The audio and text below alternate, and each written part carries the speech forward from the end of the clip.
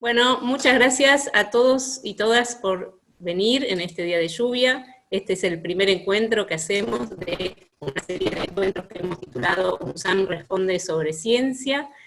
María José tuvo la iniciativa de hacer una charla sobre el coronavirus desde el punto de nanosistemas. Me pareció una idea genial, así que seis socios de la idea de hacer algo institucional y hacerlo periódicamente, todavía no sabemos cuándo. Bueno, para los que me conocen, yo soy Susana Kelly, soy psicóloga y soy gerente de innovación y transferencia tecnológica en el vicerrectorado, y ahora voy a presentar a los speakers. Se me acaba de ir uno de ellos. Por favor. Bueno, estoy acá. Estás. Bueno, entonces hoy vamos a hablar del nuevo coronavirus, de biología y de detección. Es una charla bastante básica, general. Sabemos que en la audiencia hay muchos estudiantes, nos encanta que haya estudiantes, van a ver que hay muchas cosas que sabemos y estamos súper felices que cosas que nosotros sabemos y que nos gustan, de golpe tengan tanta atención del público. Lamentablemente estamos en una pandemia.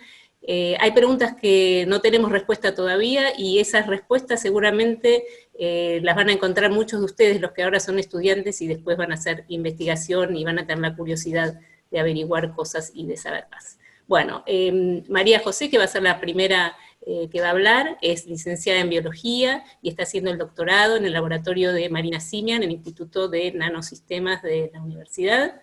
Luciano Meli suele decir que él se crió en la UNSAM desde chiquito, hizo la licenciatura, el doctorado, y ahora es investigador en la empresa HMTest, una empresa de base tecnológica, también fundada por 3 investigadores de la UNSAM. Y Diego Álvarez es el director del laboratorio de virología molecular del Instituto de Biotecnología, y es el virólogo de la casa. Y Damasia, te vamos a pedir que por favor apagues tu video. Hola, bueno, Damasia está con el video. Bueno, empezamos entonces con María José. Como venía diciendo, vamos a hacer unos 30 minutos de exposición y después nos van a ir haciendo, ya recibimos bastantes preguntas con el formulario. Los que quieran hacer preguntas, por favor, por el chat, y vamos a tratar de responder las que sepamos, y genial si hay preguntas que no sabemos responder. Dale, María José. Bueno, buenas tardes a todos. Voy a empezar a contarles un poco sobre la biología del virus, como comentó Susana. Es una charla muy básica, pero bueno, para muchos que están acá que no saben, por ejemplo, qué es un virus, que podemos decir que es una partícula microscópica formada por un genoma de ácido nucleico, que siempre puede ser de ADN u ARN, que está rodeado por proteínas. Parece muy simple la descripción, pero es capaz de reproducirse únicamente dentro de una célula hospedadora, insertando su genoma en la misma y generando daños en el proceso. Por eso a los biólogos les encanta llamarlos parásitos obligatorios intracelulares, porque los virus fuera de una célula hospedadora no tienen la capacidad de reproducirse. Se llaman directamente viriones o partículas virales. Acá a la derecha les muestro un gráfico que es la clasificación de Baltimore, como los virólogos suelen clasificar a los virus según su tipo de material genético. Hay distintos grupos, hay virus que son, por ejemplo, de ADN doble cadena, virus que son de ADN simple cadena, o RNA doble cadena, RNA simple cadena. Bueno, hay varias formas. Este virus, al igual que varios conocidos, es un virus que tiene, su genoma es RNA+, quiere decir que directamente su genoma puede ser traducido a proteínas, y esto se los cuento solo a modo, bueno, para que entiendan un poco la clasificación y también para que sepan que por tener un genoma RNA+, simple cadena, le da mayor capacidad mutagénica. Los virus en general, el tamaño de un virus, para que vean una escala, está en el orden de los nanómetros, cerca de los 100 nanómetros. Fíjense en la diferencia de tamaño que hay, por ejemplo, entre el virus de la gripe, a modo de ejemplo, con una bacteria, con una célula bacteriana que más o menos tiene un tamaño de una micra, o por ejemplo una célula nuestra, una célula de una planta eucariota, que ya está entre las 10 a 100 micras. Entonces realmente es una partícula muy chiquitita. Los coronavirus, la familia se llama un poco de la clasificación, Coronaviridae. A su vez, esta familia se divide en dos subfamilias. A nosotros nos interesa esta, la Coronavirinae, que a su vez se divide en tres géneros distintos, los alfa, los beta y los gamma, que son distintas cepas de coronavirus distintas que infectan diferentes tipos de especies. Por ejemplo, alfa y beta son coronavirus que infectan mamíferos, mientras que gamma, por ejemplo, son coronavirus que infectan aves. Es importante que sepan, porque esto se los muestro también a modo de que se lleven el concepto de que los virus son específicos de especie, como muchos saben, pero sí les quería mostrar, por ejemplo, este es un gráfico tomado de un paper del 2015, que todavía el SARS-CoV-2, el virus que, bueno, que está dando vueltas ahora, no estaba identificado aún, pero sí estaba identificado, por ejemplo, el MERS-CoV, que fue un virus que infectaba humanos, que reapareció, por ejemplo, en Medio Oriente, específicamente en Arabia Saudita, en el año 2012 aproximadamente, y les quería mostrar, por ejemplo, el parentesco que tienen estas dos cepas de MERS con, por ejemplo, con dos cepas de murciélago, con dos cepas de virus que infectan murciélagos. Acá también está el SARS-CoV, el que apareció en el 2002 en China, que también tiene mucho emparentamiento, está en otra rama, pero tiene mucho emparentamiento con los BT-CoV, que son siempre los que infectan murciélago. La estructura de los coronavirus, particularmente del SARS-CoV-2, se basa en estructuras proteicas que forman la corona, la famosa corona, que son estas proteínas amarillas que se ven acá, que se llaman espículas o las conocidas como spikes en inglés también. Después obviamente hay proteínas de la envoltura y de la membrana que le dan estructura al virus, y después acá en verde se puede observar, por ejemplo, la nucleoproteína y el RNA, que es el genoma. La nucleoproteína lo que hace es como darle forma al RNA, al genoma del virus, que está acá adentro. Y más o menos está entre el tamaño de este virus, está entre 50 y 200 nanómetros. Ese es el rango. El ciclo de replicación de los coronavirus, que bueno, esto me parece que es un poco lo más interesante, a través de estas proteínas que les mostré, las spikes, las amarillas, el coronavirus tiene la capacidad de pegarse a un receptor que existe en nuestras células, que es conocido como AC2, que lo deben haber escuchado muchos de ustedes en los medios. El receptor AC2 se encuentra en pulmón, intestino delgado, corazón y riñón. ¿Qué función tiene el receptor AC2? Básicamente regular la presión sanguínea en humanos. Entonces, fíjense que está en órganos que son muy claves, donde es importante la regulación, pues son todos órganos donde ocurre un intercambio de algo, de nutrientes, de gaseoso. Pues entonces es muy importante en estos 4 órganos poder tener receptor AC2 porque controla la presión sanguínea. Una vez que el virus, a través de la proteína Spike, esta amarilla que está acá, reconoce, tiene mucha afinidad por este receptor, se pega al receptor y de esa manera entra a las células. Es como si fuese que la Spike sería como una llave para ingresar a la célula y el receptor AC2 sería como la puerta de entrada, por decirlo de una manera. Una vez que ingresa el virus a esta es una célula, bueno, un esquema obviamente, pero supongamos que es una célula de pulmón, que tiene el receptor en su membrana.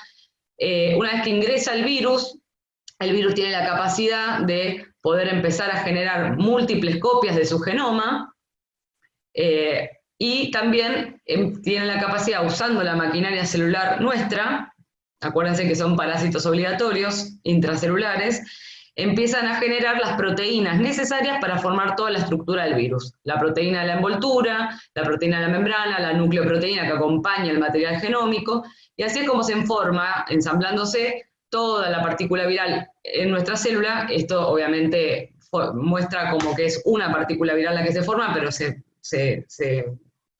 replican muchas más. Y así, por un mecanismo llamado exocitosis, las partículas virales salen de las células y pueden infectar células vecinas de todo el tejido. Así es como se infecta todo el tejido. Por si no quedó claro, lo vuelvo a repetir, las proteínas de la envoltura se forman usando nuestra maquinaria celular. Bueno, un poco sobre cómo apareció este virus y bueno, su análisis filogenético que un poco ya les conté. En diciembre del 2019, el año pasado, en 3 hospitales de Wuhan, en China, habían pacientes que aparecieron con diagnóstico de neumonía viral sin causa identificada, o sea, no pudieron identificar ningún virus ya conocido que generaba neumonía. Como no se detectó ninguno de los virus respiratorios conocidos, se fijaron que tenían en común todos estos pacientes que, bueno, habían concurrido al mercado de Wuhan en China. Entonces tomaron muestras de lavado bronquialveolar de estos pacientes, hicieron una aislación del virus, que era desconocido, e hicieron una obtención de la secuencia genómica completa del virus. Y ahí lo llamaron 2019 nCoV, porque lo bautizaron. Más tarde, cuando vieron su similitud con el SARS-CoV que había emergido en el 2002, le llamaron SARS-CoV-2 por su similitud. Y esto es un análisis filogenético, también un poco de vuelta, porque ahora que conocen este nuevo virus que anda dando vueltas ahora, el del 2019 nCoV, vieron que tenía arreglos genómicos muy parecidos también a estas 2 cepas de coronavirus que infectan murciélagos, ¿sí? A la BAT-SLCoV C45 y la C21, y además de ser parecido al SARS-CoV que había aparecido. Entonces, bueno, acá les muestro un poco el SARS-CoV, el primero, que tiene un parentesco muy grande con todas estas cepas de coronavirus de murciélago, y después el de la actualidad, que están todas estas cepas, ahora hay más, con un parentesco muy grande con estas 2 que les mencioné de murciélago. Bueno, ahora lo dejo a Luciano que hable un poquito del tema del diagnóstico y vigilancia del COVID. Bueno, yendo a lo que es el diagnóstico de COVID-19, uno tendría que definir primero lo que es un caso. Bueno, en la Argentina, para lo que es un caso, primero se tiene que definir lo que es un caso sospechoso. La definición de caso obviamente es dinámica en una situación epidemiológica, y esto va cambiando a medida que se va conociendo este virus y se empiezan a agregar, por ejemplo, distintos síntomas en los distintos criterios.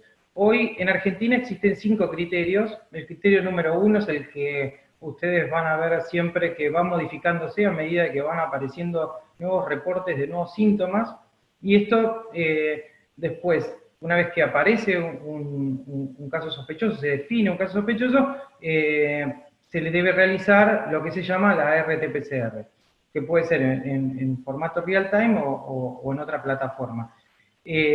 Para que un caso sea confirmado, este caso sospechoso sea confirmado, tiene que ser positivo para RT-PCR.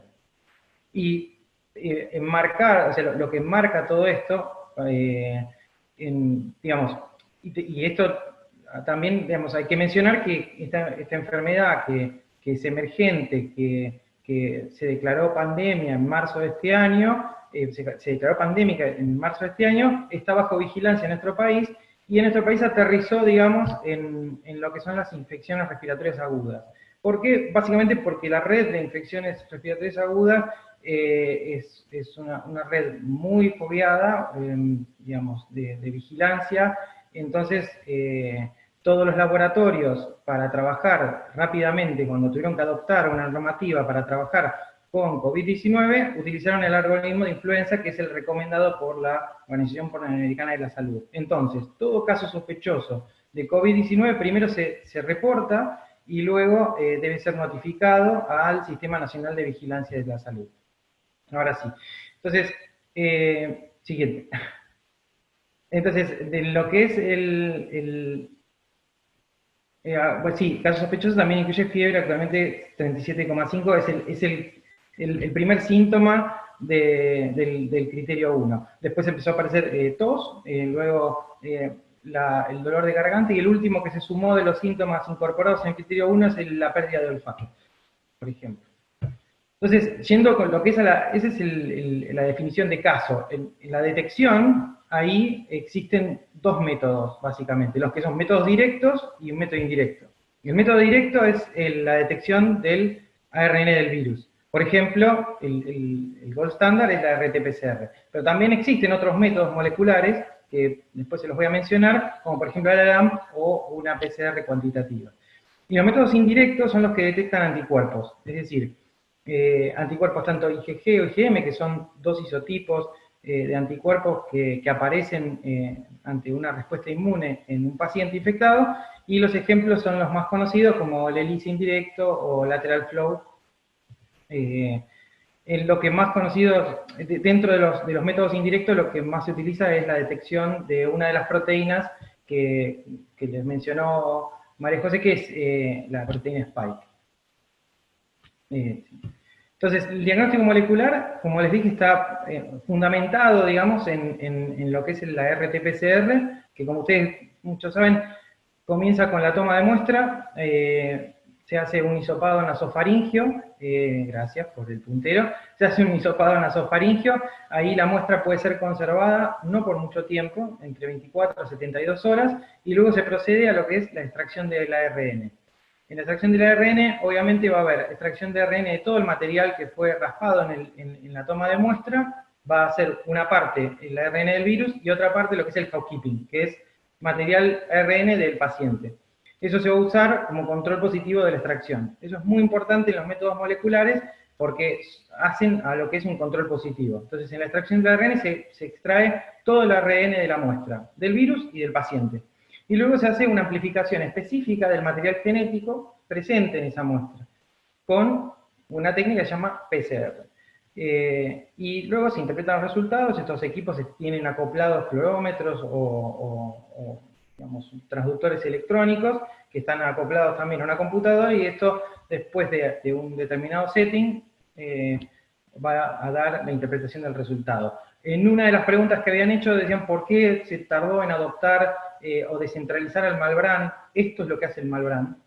¿Por qué se tardó en descentralizar el Malbrán y enviar, digamos, a las unidades centinelas este tipo de tecnologías? Bueno, porque lleva una puesta a punto. Digamos, no es... el Malbrán tenía que generar, por ejemplo, control positivo, que eso implicaba el cultivo del virus, y enviarlo a sus unidades centinela, adquirir los reactivos, por ejemplo, primers, enzimas, que son las primeras que llegaron al país, y luego instruir a los laboratorios para que pudieran hacer un diagnóstico inequívoco, idéntico al del centro de referencia. De esa manera, con el centro de referencia referiando este tipo de todos los resultados, uno puede descentralizar el Malbrán, pero no es tan fácil, no es algo tan fácil descentralizar a la autoridad sanitaria, digamos, al Centro Nacional de Referencia. Entonces, yendo un poco a 4 o 5 puntos que uno puede hablar del diagnóstico molecular, es el gold standard, es la prueba inequívoca de que de que hay una infección por SARS-CoV-2, una RT-PCR positiva confirma un caso sospechoso, pero la obtención de la muestra es complicada, requiere de infraestructura, hay que tener un laboratorio, un espectrofotómetro, o digamos, material estéril, requiere cierta infraestructura.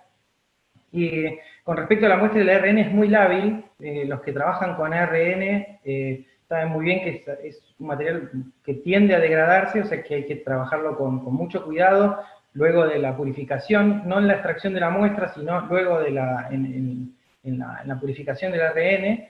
Ahí es donde yo les mencionaba que tiene que incorporarse un test de validez, es decir, que la extracción del ARN y la purificación del ARN, el test positivo primero tiene que tener un test de validez, que es decir, se pudo extraer ARN, porque si este ARN es muy lábil, un resultado negativo no puede deberse a la degradación de este material, eso es muy importante.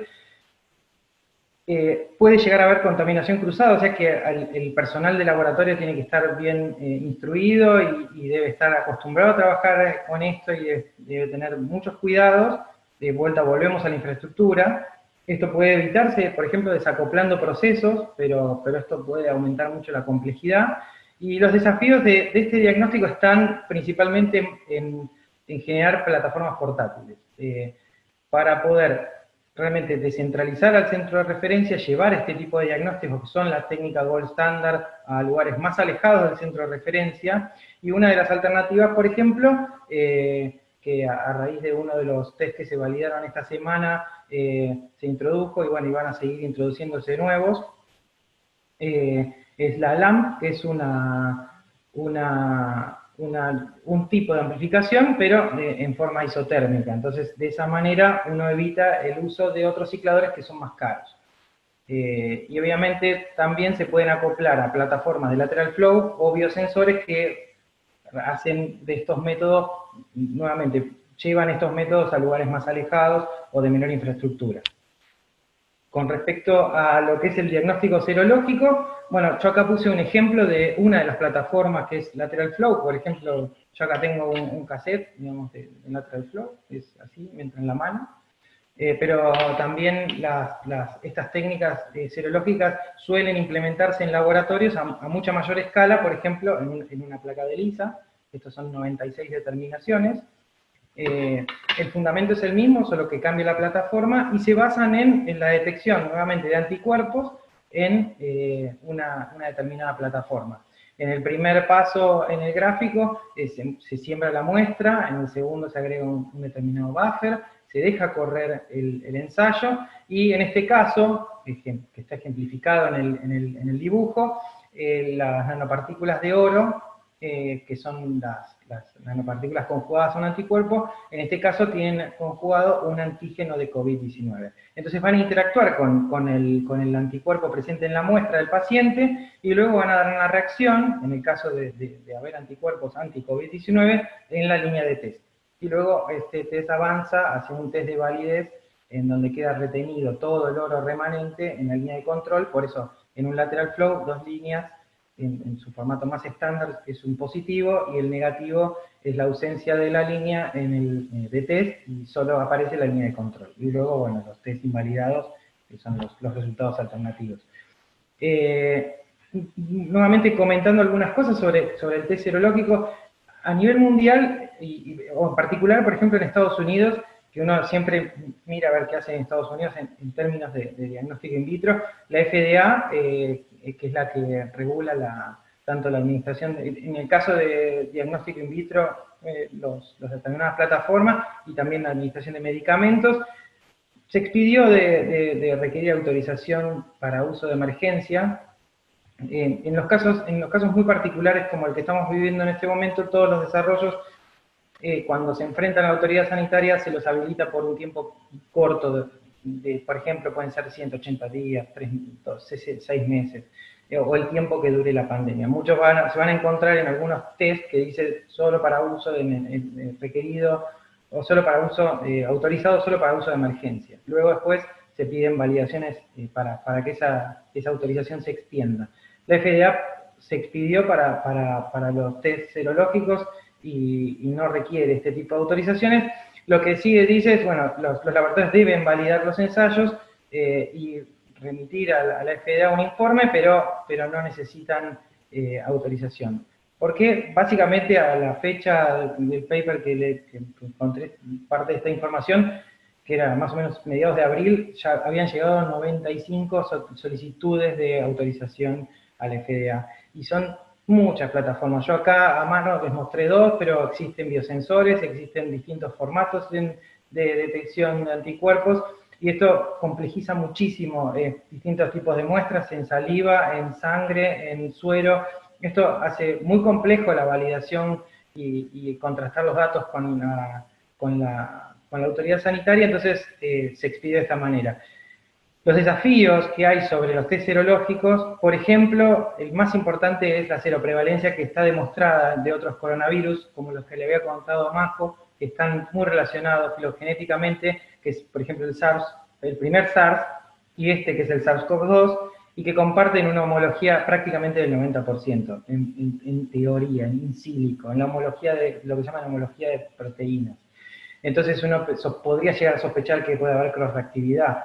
Y luego también, eso sí está un poco más estudiado, las IgM e IgG, que son estas dos moléculas de la inmunidad, digamos, los anticuerpos, se detectan a partir de 10 a 30 días post-infección. Entonces, pasando a la siguiente, uno podría llegar a pensar que el diagnóstico serológico no debe descartarse de ninguna manera, pero tendría que tendremos que sesgar la utilización para, por ejemplo, estimar variables epidemiológicas, es decir, cuánta transmisión comunitaria hubo. Eso, el título de anticuerpos podría darnos ese tipo de información. O, por ejemplo, identificar a la población inmune. Todavía no fue demostrado si una infección es protectiva o por cuánto tiempo. Si esto se demuestra, uno podría, a través de los anticuerpos, demostrar una población inmune. Evaluar el efecto de las intervenciones no farmacéuticas, es decir, prevención, cuarentena, distanciamiento social, uso de barbijos, que esto no puede ser para toda la vida, trae efectos adversos y uno lo tiene que modular y salir de estas medidas en algún momento. Entonces, la manera podría ser, si se demuestra lo del punto anterior, uno podría determinar en qué momento salir. Y la terapia, por ejemplo, por transferencia de plasma, que está en estudio, todavía no está demostrada la efectividad, pero una manera de seleccionar candidatos como donantes de plasma podría llegar a ser el TAMIS un ensayo serológico. Entonces ahora yo los voy a dejar con Diego, que les va a contar un poco cómo entender la pandemia.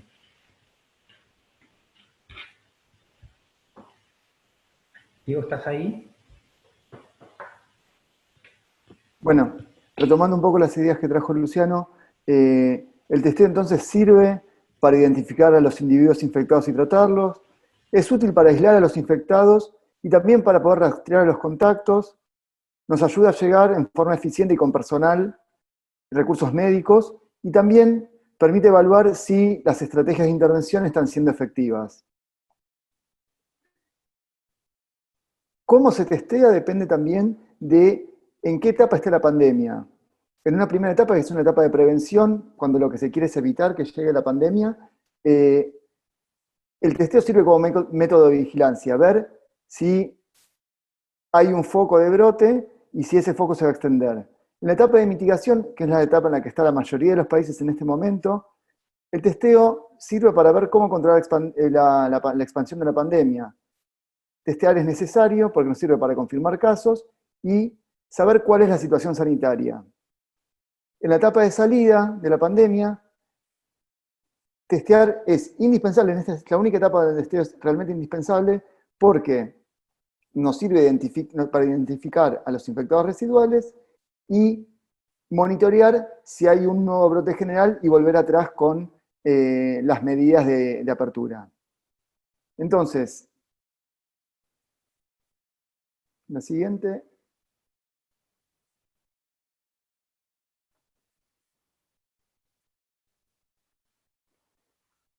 Entonces, en estos últimos días escuchamos muchas discusiones acerca de si el testeo se hace bien o mal, y si más test significa que se hacen mejor las cosas. Entonces, lo que quiero traer ahora es una discusión acerca de el número de test por millón de habitantes y el número de test por casos confirmados. Lo que hay que entender es que para que un brote empiece, lo que tiene que haber es un puñado de casos. Ya se trata de un país chico como Islandia, de un país muy grande como China, el brote empieza a partir de, supongamos, 100 casos. Si se hacen 1000 test, en Islandia o en China, las diferencias de test por millón de habitantes van a ser muy grandes. En Islandia vamos a tener cerca de 3000 test por millón de habitantes, mientras que en China vamos a tener menos de un test por millón de habitantes. Pero ese número, cuando el brote está comenzando y cuando tenemos solo 100 casos, solo nos habla de si un país es chico o es grande. Entonces, si vamos a ver ahora casos reales de test por millón de habitantes en la próxima diapositiva. Es esta, ¿no? ¿La diapositiva? La que sigue. Ah. Ahí está. Lo que podemos ver acá es que distintos países tienen distintos números de test por millón de habitantes. Hay países como Islandia, donde se testea mucho por millón de habitantes, hay muchos habitantes testeados. Países como Italia, Australia, Alemania o Estados Unidos, donde el número de testeos también es relativamente alto. Países con un número de testeos más bien bajos como Corea, o países donde en principio el número de testeos por millón de habitantes es definitivamente bajo, como puede ser Argentina o México. Entonces, ¿para qué sirve tener más testeo por millón de habitantes? Es porque nos da datos más confiables acerca de cuál es la situación actual de la pandemia. pero también la cuestión es que los recursos para testear son limitados y las autoridades sanitarias lo que tienen que hacer es decidir a quién testear. En general lo que se hace es reservar los test para grupos de alto riesgo. Entonces, este número de test por millón de habitantes no da cuando no es tan alto, no da una imagen representativa de lo que pasa en la población general. Ahora bien, ¿qué pasa si en lugar de cuantificar los test por millón de habitantes, cuantificamos cuántos test se hacen por casos confirmados? Es decir, cuántos test hay que hacer para detectar un caso, ¿sí? Lo que vemos acá es que los números cambian con respecto a la diapositiva anterior. Países donde en principio el testeo era bajo por millón de habitantes, como Corea del Sur, tienen de repente un número alto de test por casos confirmados. Quiere decir que cada 70 test hay un caso confirmado, ¿sí? Y países donde en principio el testeo era muy alto, como Islandia, de repente tienen una tasa de positividad, ¿sí?, un poco más baja que Corea del Sur. En Argentina, donde habíamos visto que el número de test por millón de habitantes era definitivamente bajo, se necesitan hacer 100 test para detectar alrededor de 12 casos, ¿sí? Esto lo que nos dice, entonces, es que el número de test por millón de habitantes, en definitiva, no es un buen indicador y que el número de test por caso confirmado es más útil porque da cuenta de cómo se está expandiendo la pandemia y que cuando el brote es más chico, se requieren menos test. Esto lo podemos ver bien en la diapositiva que sigue, porque lo que ocurre en definitiva es que el número de test en general está corriendo detrás de los casos. Si ven la curva de Estados Unidos, que es la curva negra abajo, lo que se ve es que cuando empezó la pandemia, el número de test, la tasa de positividad de los test era relativamente baja, y a medida que el número de test por millón de habitantes era relativamente bajo, y a medida que la pandemia progresó, lo que se ve es que cada vez había más test que daban positivos por cada test hecho, ¿sí? En cambio, en países como Corea del Sur, que logró salir de la pandemia, lo que se ve es que la tasa de positividad, si el número de test por caso confirmado, empieza a bajar, ¿sí? Entonces, ¿para qué sirve tener un testeo que sea eficiente? El testeo eficiente también puede servir para tomar medidas en cuanto a la contención del brote, ¿sí? En este dibujo, lo que vamos a hacer es tomar 3 casos. En blanco son las personas que no están infectadas. En rosa son las personas que están infectadas, no tienen síntomas, pero sí son capaces de contagiar. Y en rojo, las personas que están infectadas con síntomas y que son contagiosas. Si no hacemos nada, una persona que está infectada y no tiene síntomas va a poder contagiar en un promedio de 4 personas, y esto se va a expandir, vamos a ir detectando las personas que se van a transformar en los círculos rojos, y al cabo de 3 ciclos de contagio vamos a tener 20 casos. Ahora, ¿qué pasa si lo que hacemos es aislar a una persona una vez que la detectamos? Lo que va a pasar es que la persona que es detectada y es aislada igual va a haber podido transmitir la enfermedad a sus contactos cuando no estaba detectada. Entonces, el resultado final termina siendo prácticamente el mismo que si no hiciéramos nada. Ahora bien, si implementamos políticas de rastreo de contactos, lo que hacemos es, una vez que detectamos a una persona, vamos a buscar a sus contactos y antes de testearlos ya los aislamos. Y de esa manera lo que logramos es cortar la cadena de transmisión y contener el brote. Entonces, en definitiva, lo que buscan los países es aplanar la curva, ¿sí? Y esto de aplanar la curva tiene que ver con básicamente 3 ejes. Uno es tomar medidas de distanciamiento social bajadas por el gobierno, acatar dichas medidas por la población y hacer un buen rastreo de contactos.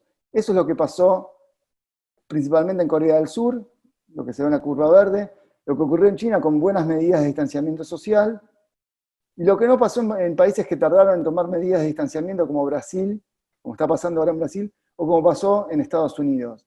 Así que en definitiva, aplastar la curva termina siendo el resultado de conocer bien la biología del virus, que es un poco lo que les contaba Majo, y a la vez poder implementar buenas estrategias de testeo y buenas estrategias de control de la pandemia. Muchas gracias.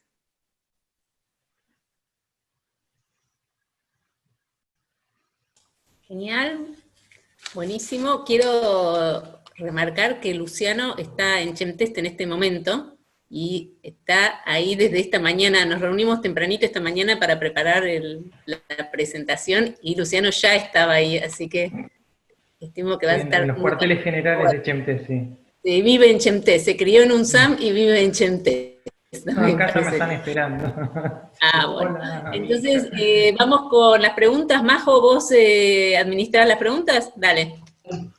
Bueno, voy a ir primero con unas preguntas que ya habían subido algunos usuarios antes de la charla. La primera es para Diego Álvarez, que pregunta cómo se sintió al trabajar en el proyecto de COVID-19 para la detección serológica. Bueno, fue una experiencia que estuvo buena. También fue cambiar un poco el enfoque del trabajo de todos los días. Trabajamos en el proyecto investigadores de distintas áreas, de biología de plantas, de bioquímica de proteínas, algunos virólogos, y en asociación también con una empresa que se dedica a la producción de lisas.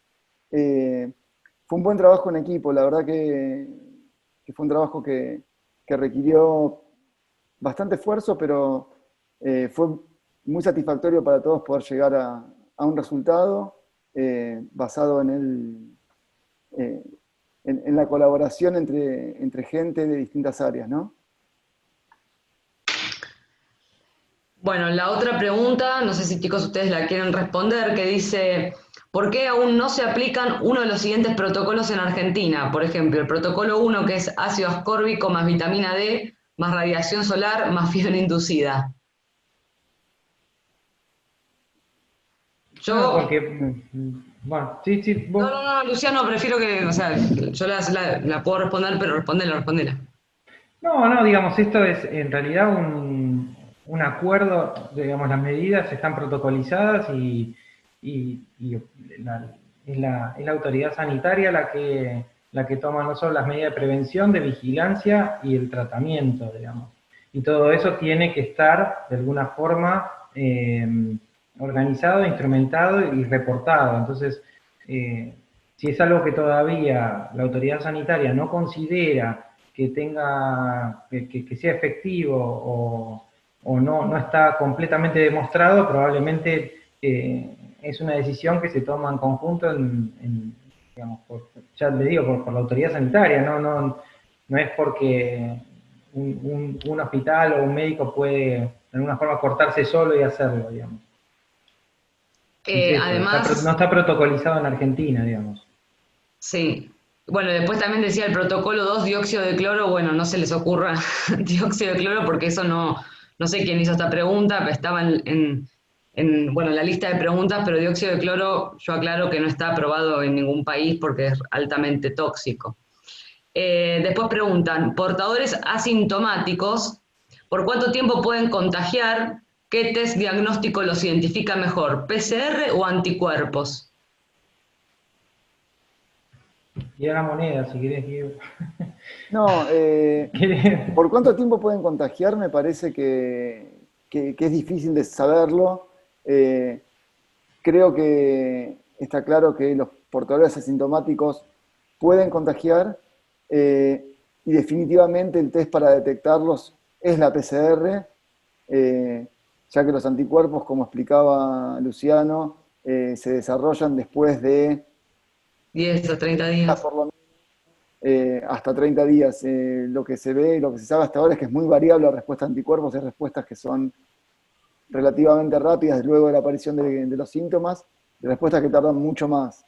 De hecho, en la evaluación de test serológicos lo que ven es que el porcentaje de test positivos va aumentando en función de los días de aparición de los síntomas, y los test serológicos empiezan a funcionar muy bien a partir de los 20 días de aparición de los síntomas. Muy bien quiero decir que detectan entre 8 90% de cada 10 casos, o entre 8 y 10 de cada 10 pacientes testeados. Y acá pregunta si el perfil de anticuerpos... No, y otra cosa, el límite de detección o sea, la sensibilidad de una RT-PCR más o menos es de 25 moléculas. Eso es lo que está validado. Entonces, digamos, si un paciente, o en realidad una muestra tomada de un paciente sintomático o asintomático, y se detectan 25 moléculas, es positivo para COVID-19 y está en posibilidades de contagiar.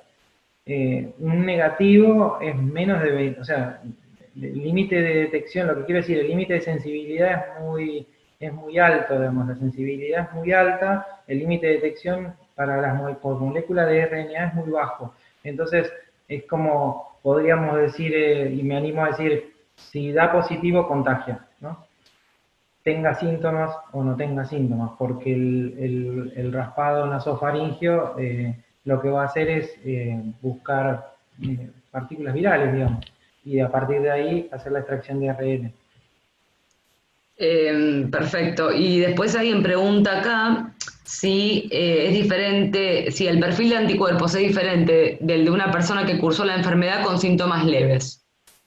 Bueno, yo creo que igual eso no, es independiente a los síntomas. Me parece que no todos generan la misma cantidad de anticuerpos en general, ¿no? Aparte los virus, mucha gente resuelve la enfermedad con la respuesta innata y no genera anticuerpos también.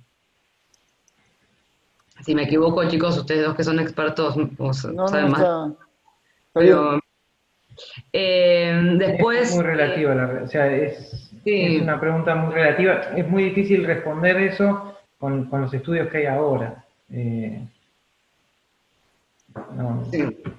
Yo ahí atrás, en el chat había respondido una pregunta que tampoco tiene respuesta al día de hoy. Sí. Acá preguntan, ¿por qué creen ustedes que se demoró tanto en empezar con los testeos masivos y en descentralizarlos de Malbrán? Bueno, vos ya la respondiste a esa. Bueno, los testeos masivos también, bueno, no sé si querés acotar algo más, pero bueno, acá se desarrollaron test masivos, pero bueno, también... Lo puedo juntar también con una acotación que también hace Eugenio. Más testeos es claramente ponerte más cerca y no correr de atrás, es el planteo, ¿no? Los testeos tienen un costo de operación. Y eso para el que va a pagar ese test, que va a ser donde la salud es pública, lo paga el Estado. Entonces, eso también tiene un costo de operación. Es decir, los testeos masivos, aún estén en absoluta disponibilidad, no pueden ser infinitos. No se puede testear a absolutamente todas las personas. Es muy difícil eso, desde el punto de vista operativo. Entonces, digamos, eso sería, los test rápidos normalmente son de anticuerpos y para el manejo de la pandemia, como había dicho Diego, a veces se necesita la PCR y descentralizar una PCR tampoco es fácil tecnológicamente, digamos. Exacto. Y después hay una cuestión más con respecto al testeo masivo que tiene que ver con la administración de recursos. Y, Claro, bueno, y depende de cuán extendida esté la pandemia, de si vale o no la pena hacer test masivos. El ejemplo claro es lo que pasó en los testeos en las estaciones de tren en Capital, donde en realidad el número que encontraron es el número que se esperaba. Todavía hay poca transmisión, ¿sí? Poca prevalencia de la enfermedad como para que valga la pena salir a hacer un testeo tan masivo, me parece. Exacto. Después, bueno, Renata pregunta, voy a empezar a leer un poco las preguntas del chat, porque algunas preguntas que hicieron antes de la charla ya fueron contestadas durante la charla. Así que para que no se nos acabe el tiempo y responderlas del chat que está la gente acá preguntando. Preguntan, si volví de viaje y me dio negativo el hisopado, luego de 2 o 3 días, ¿puede darme positivo? Yo eso lo contesté igual, ¿eh? Ah, sí, perdón. Sí. La respuesta es sí. Sí, ¿Cuál sí, es sí. la duración de los anticuerpos en sangre? Esa no tiene respuesta, también la contesté. A partir de ahí, siguen. Ay, perdón, lo que pasa es que yo estaba haciendo, a ver, en una diapositiva dice que a medida que disminuye el porcentaje de positividad indica mejor rastreo. Sí, hay una diapositiva que decía eso. En realidad lo que quiere decir es que si aumenta si disminuye el porcentaje de positividad, ¿sí? O si aumenta el número de test por caso confirmado, quiere decir que hay que hacer más test para encontrar un positivo. Lo que contestaba era que eh, el rastreo de contactos no implica testear al contacto, sino aislarlo directamente. Después Julia dice que no me quedó clara la especificidad de los test serológicos si dan o no reactividad cruzada con 3 coronavirus. Creo que es para vos, Luciano, esa vos Sí, sí, explicás. o sea, algunos sí, otros no, dependiendo la proteína que se use en el test serológico. El test serológico, la mayoría usan la proteína Spike y detectan anticuerpos antiproteína Spike. Claro, Y que se es muy tratan de buscar, acotar secciones de la proteína que sean bien específicas de este SARS-CoV-2 para evitar la reacción cruzada. Pero sí, hay algunos trabajos que indican que hay reacción cruzada con otros coronavirus. El tema es que en Argentina en particular nosotros no tenemos circulación. Entonces, eso claro. es una forma, uno cuando implementa un test, y eso es el número uno es conocer a la población. Uno tiene que saber en qué población está implementando ese test primero. Entonces, probablemente algunos genes, si hay un gen que cruza con el MERS en la RT-PCR, en Argentina puede ser utilizado sin ningún problema, si eso le da un mejor valor de sensibilidad, pero en otros países de Europa no, porque hay circulación de MERS. Claro, Esa es la diferencia. O sea, antes de ponerse a detectar, lo que hay que saber es sobre qué población se va a hacer. se va a hacer. Después para Diego, si puede explicar las particularidades de Islandia. Hace frío. No, me parece que Islandia se toma como caso paradigmático simplemente porque son muy pocos habitantes y con pocos test se puede tener un muestreo bastante preciso de cómo funciona, de cuál es el estado de la pandemia en Islandia. Creo que es un caso aislado, ¿no? Lo puse como un ejemplo extremo, que quizás no es el Una mejor isla ejemplo. chiquitita, Sí, claro. sí, sí. Después, para vos, Luciano, supongo que dicen el nuevo test de ChemTest que está en desarrollo, ¿detecta genoma viral o anticuerpos? No, genoma viral. Detecta genoma viral. Bueno, después, ¿hay cepas de este virus locales o es una única cepa? Bueno, ya te digo que hay varias Hay cepas. varias. Hay Hay tres varias cepas. que son las que habían secuenciado el Malbrán, que son las Sí, Josefina predominantes. Campos y compañía, Exacto. sí. Sí. Eh, ¿Se han detectado variantes de SARS-CoV-2 en nuestro país? Sí. Perdón, que yo voy leyendo, pero... A ver. Sí, las distintas cepas generan distintos anticuerpos. Yo creo que eso, no sé. Depende digamos, la generación de anticuerpos la tenemos que ver desde el sistema inmune. No, digamos, no olvidar quién es el que monta la respuesta inmune y quiénes producen los anticuerpos, que es el sistema inmune. El sistema inmune va a producir cuantos anticuerpos Si la pueda cápsula... en base a la secuencia, digamos, de proteínas. Es muy probable que hayan distintos anticuerpos. Si eso después genera a posteriori una complejidad en el desarrollo de un test serológico, eso es capítulo aparte. Es un mito.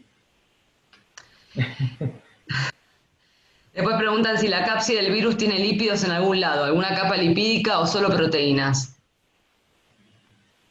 No. Es un virus envuelto, o sea Pero, que afuera de la cápside tiene una capa pero por de fuera. lípidos que se Tiene. lleva de la célula hospedadora. Y sobre esa capa de lípidos es donde está enganchada la espícula, ¿sí? Acá preguntan, ¿cómo es el paso de desarrollo del test en conjunto entre empresa y un instituto de CONICET, universidad o ambos a la comercialización? Bueno, es una pregunta un poco... Y estoy ahí yo también. Y no test de Chemtest para COVID. Te lo comento breve. Y ahí apareció Susana. ¡Pim! Sí, que está con el tiempo acá. Así Bueno, que sí, no, breve. digamos, CONICET, universidad, está estipulado todo eso. Cuando algo se hace en el marco de una universidad o participa una universidad u otras entidades, lo que tienen es un porcentaje sobre las ventas, o eso está preacordado entre las partes, eso está acordado entre las partes. Está todo bien, digamos. No, yo lo hice no por la pregunta en particular, sino porque son las Está. 18:28 y prometimos que este evento iba a durar 1 hora y dijimos que Luciano dice que tiene que volver a la casa, que no va a dormir en Chempest hoy. No, Así no, o sea, si no llego a mi casa sí voy a tener que dormir, pero no. claro, y vamos a estar en problemas. Claro. Así que, Majo, ¿hay alguna última pregunta muy candente? O si no, nos quedan las preguntas, tenemos los emails de todos, se pueden responder.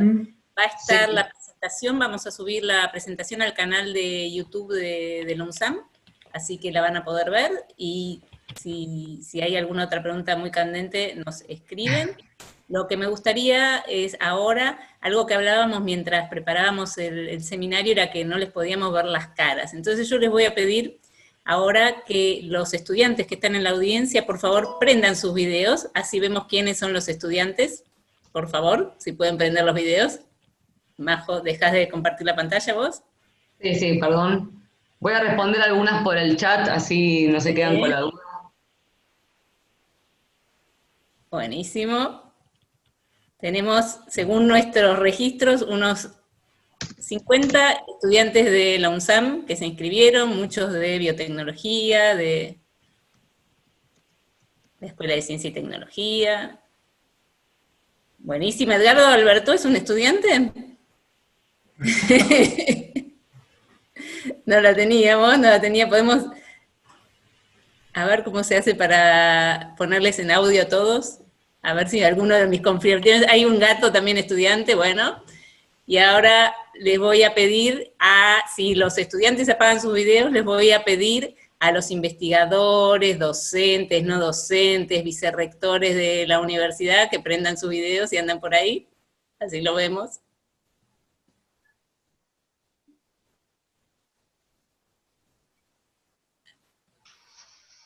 Un montonazo.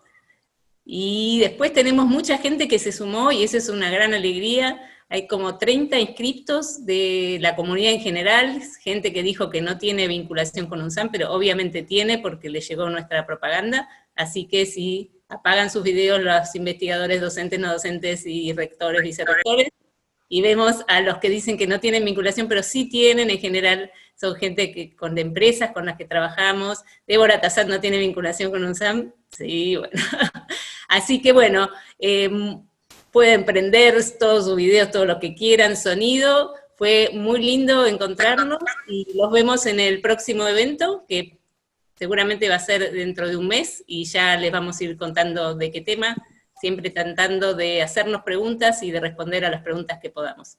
Bueno, muchas gracias. Chao, gente, gracias. Chao. Gracias. Hasta luego. Chao, chao. Chao, gracias. Chao.